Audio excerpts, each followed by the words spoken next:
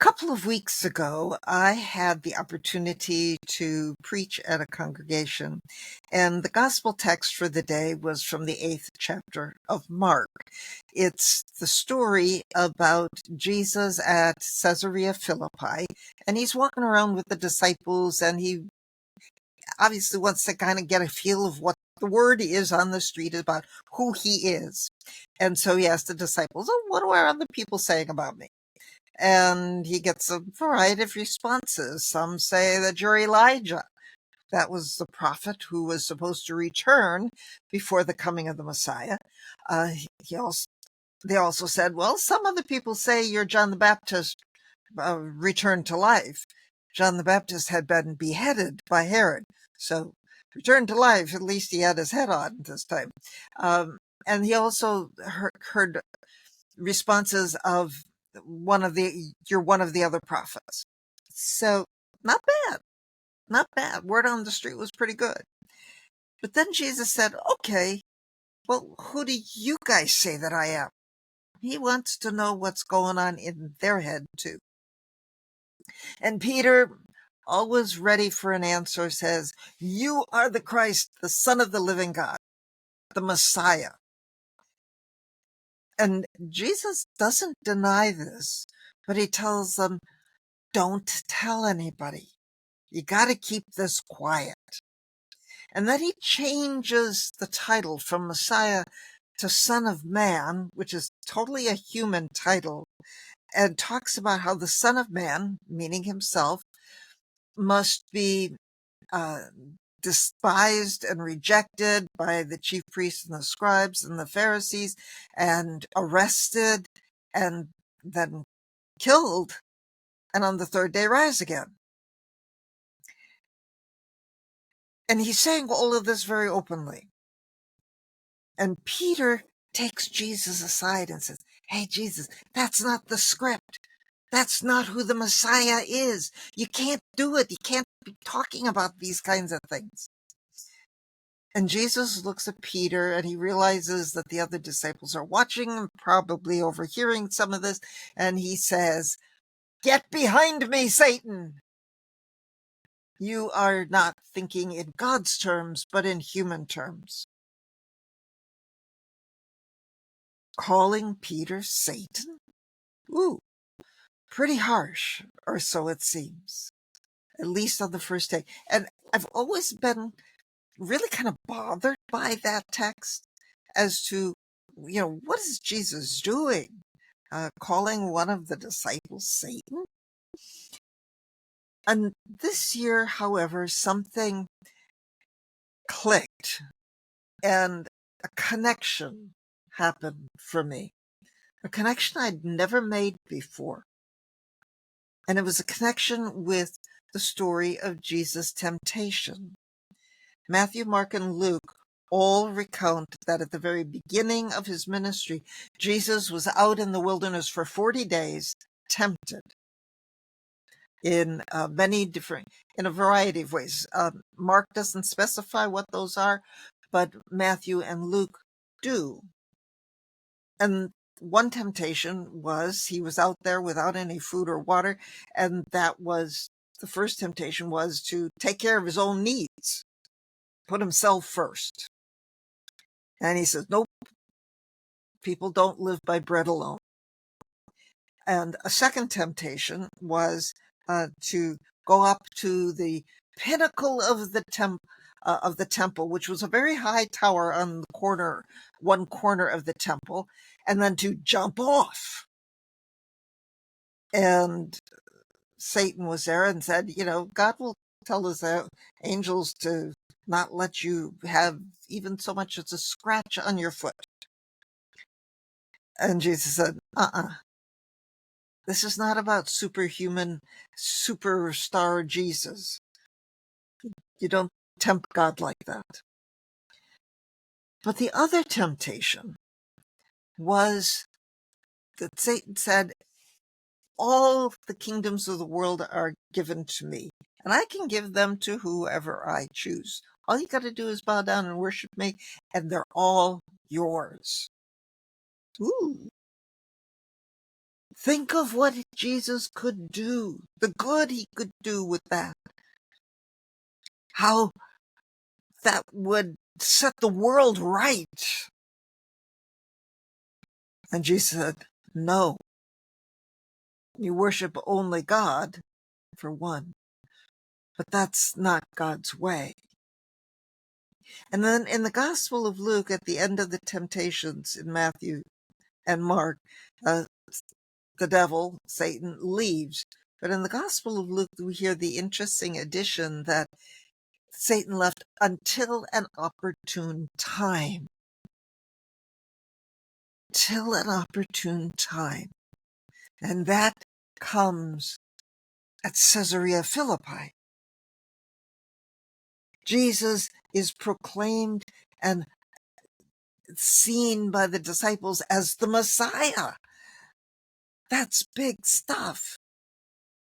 But the vision that was of Messiah, that was not just popular, but it was really the only vision that was out there in not just Jesus' day, but for a long time before that, was the Messiah was going to set things right. It was going to drive out the Roman government who they were subservient to right then. And Israel and Judea would be self-governing again.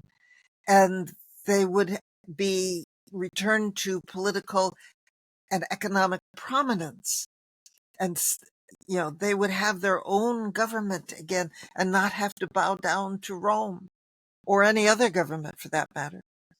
And the Messiah would be the political and military leader of the whole thing. And Jesus says, no, that is not who he is. That's why he was saying to Peter, get behind me, Satan, because Peter was the agent through whom Satan was saying again, here it is. It can all be yours. All you got to do is take this, not go to the cross. And Jesus says, no. And as I thought about that, I realized that's not the only time this temptation came back and Jesus faced that. There is the feeding of the 5,000.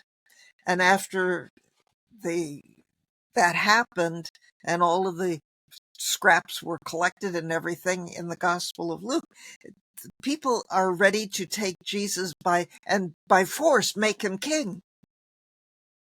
And Jesus slips quietly away on his own. No, that's not who he is. And then there's also, that makes 3 times. In the Garden of Gethsemane, before his crucifixion, Jesus is praying and he's praying to God, if it be your will, let this, I really don't want to drink this cup. Could you please take it from me? Not my will, but yours be done. But it's a recognition that, it would be nice if there was another way to get this to this. He's not looking to be a martyr for a cause. And it was tempting not to walk that road to the cross. And then when Jesus is arrested, all 4 Gospels talk about someone, and the Gospel of John names that someone as Peter, draws a sword and cuts off the right ear of the slave of the high priest. And in all of the Gospels, Jesus says, no violence. This is not a military confrontation. We're not doing it this way. Put that sword away. This is not a military, violent uprising. Again, the temptation. And Jesus says no. And then when Jesus is brought before Pilate, Pilate says, well, are you the king of the Jews? He asks the question. And Jesus all throughout says, well, you say that I am. And in the Gospel of John, Jesus also says, my kingdom is not of this world. Point blank. No. Yeah, it may be king, but it's not your kind of kingdom. And I'm not here for political power or military power. That's the sixth time. And we could even say when Jesus is on the cross, he's taunted by the crowd or one of the other thieves who's crucified with him to, get down from the cross if you're the Messiah, the King of the Jews, and save us too, for the other two thieves who were crucified there. But it's like, yeah, come on down. We'll believe in you. We'll crown you king. Jesus doesn't do that. Even in the pain of dying by crucifixion.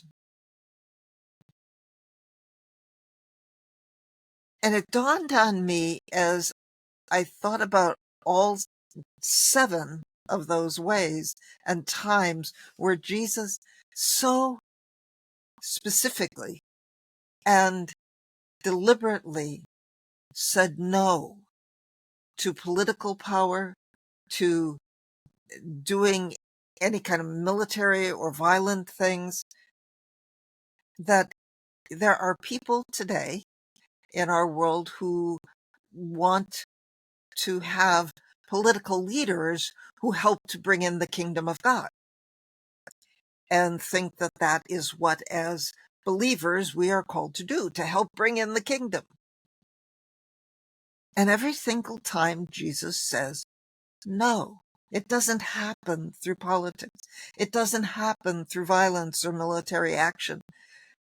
It happens through God and God's love and grace and Jesus alone, not by us.